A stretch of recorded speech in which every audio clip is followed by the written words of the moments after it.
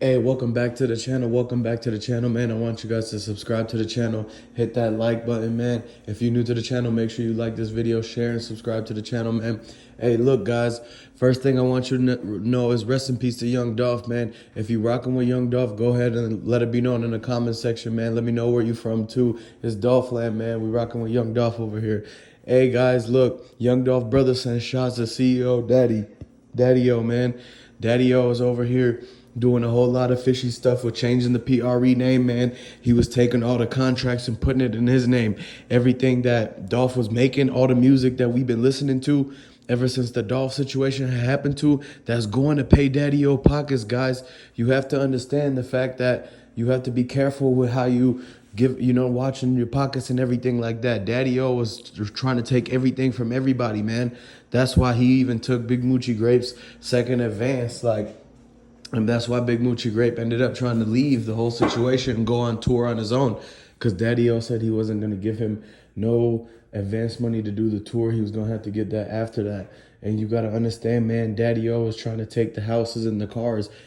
Mia J's trying to sell Dolph House for like $1 million or so, a little bit over 1.4 million, but it's really worth like 3 million. So they price cutting it like a mofo just to get the cash, man. You got to understand, this is the same type of situation that happened with the Makedas GoFundMe.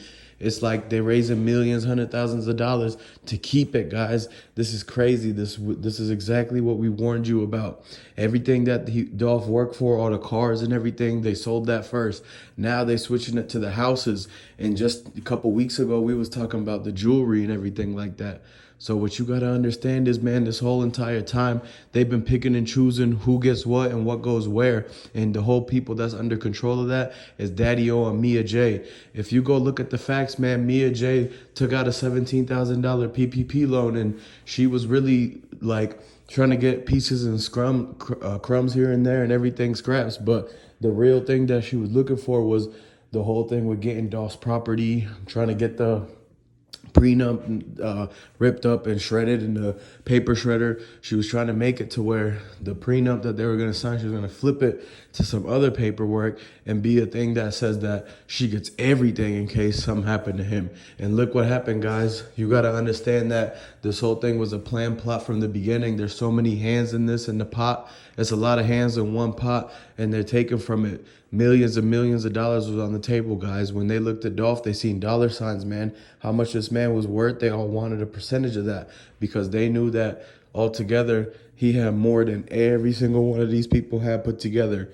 And when you look at the facts, man, everything is showing that they were kind of greedy and kind of stalked him and kind of like, looked at him as a come up that they could do or try to finesse something. So they kind of played to the side, played friends, played buddy got on his good side, and then when he got comfortable and everything, they boom, struck at night, got him and everything like that.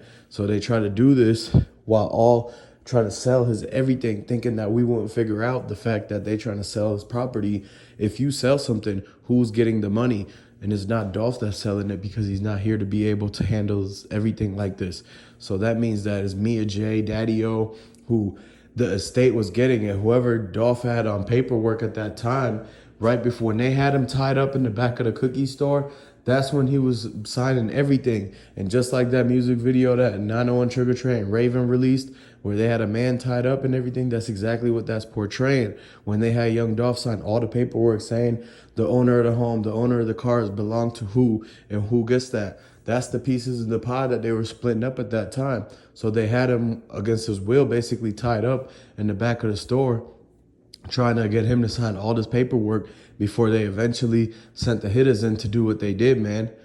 And you could say backdoor this, you could say it was the ops, but they collectively worked together. That's why this whole thing is a RICO, man. And a lot of people are saying right now that Yo Gotti and them are going to get RICO'd along with Daddy-O. And that's exactly why Young Dolph brother is sending shots at Daddy-O.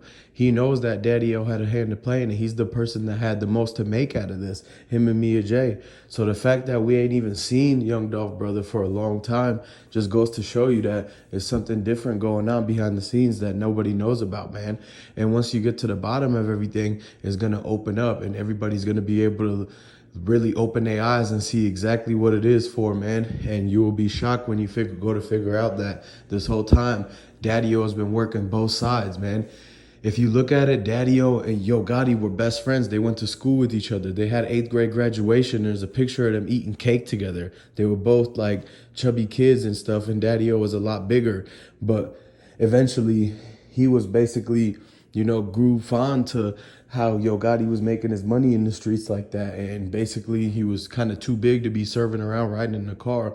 So what happened is that he was actually putting up money to fund Yo Gotti and everything. He was sending customers and this and that. That whole relationship turned into a way that they could clean their money because they didn't want to get targeted by feds and targeted by this and that. Eventually, when Yo Gotti sued Dolph for this whole thing in court and everything, and basically snitched on him and all that, and gave them a tip. He gave the boys a tip so that they could target Dolph. And that's how this whole beef ended up starting too, right after Dolph had cracked Yo Gotti baby mama and blew her back out. And so that really got under his skin even more because he knew that his baby mama actually liked what happened between her and Dolph more than Yo Gotti. And so it really got to him. And that's when he started doing all the hate stuff and this and that happened, the diss song. But eventually, man, when Daddy-O and Yo Gotti, they secretly were teammates in this whole thing and knew that this was a stain waiting to happen in the future long term. So what they did was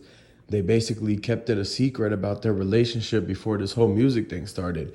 And in that way, if Yo Gotti works one neighborhood and Daddy-O works another neighborhood, they could own like almost 180% of the whole talent that's coming out of Memphis and all the money that's coming out of there.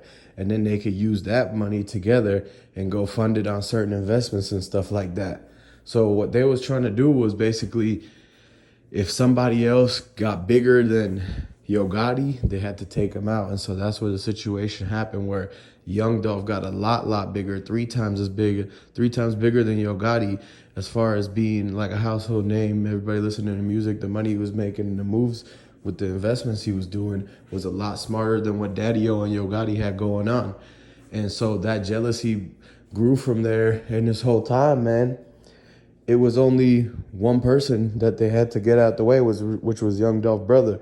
And you see how when you look at the scene at Makedas, he got cuffed and everything, and he got put in the back of the squad car, and you never seen him ever since then.